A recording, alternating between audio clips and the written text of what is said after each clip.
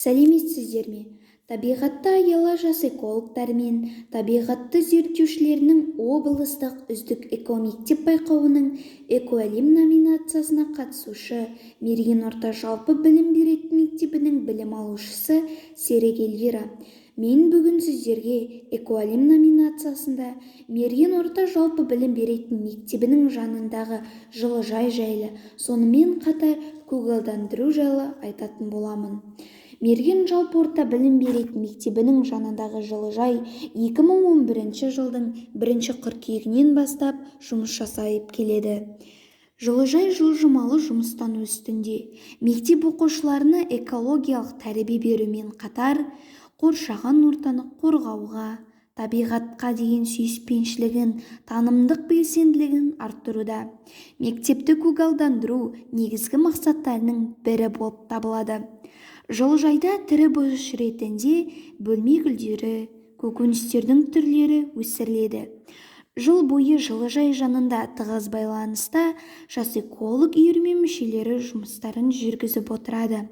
Атап айтқанда, жоспары бойынша жылыжай жылдың 4 мезгіліне сай құрылған.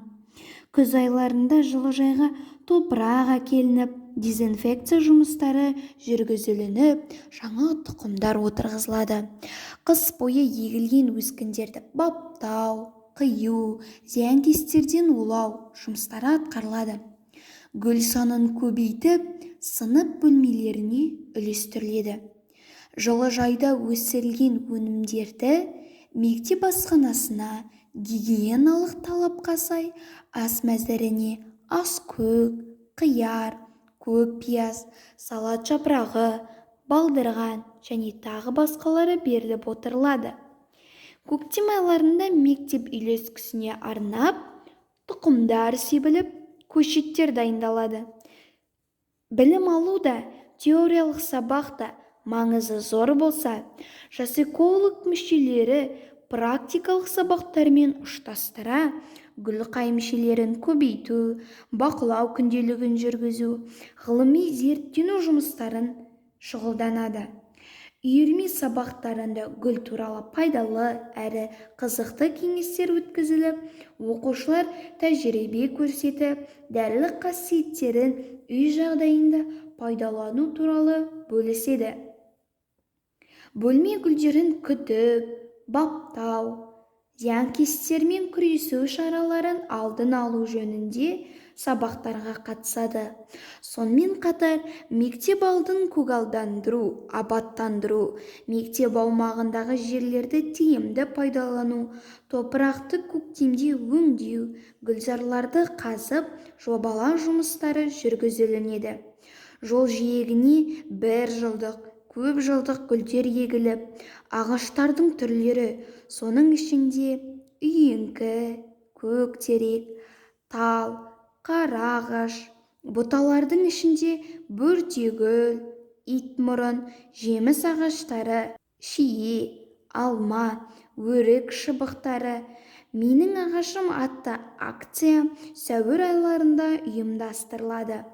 Биылғы 11 сынып түлектерінен естелік ретінде раушан гүлдер аллеясы жасалынды.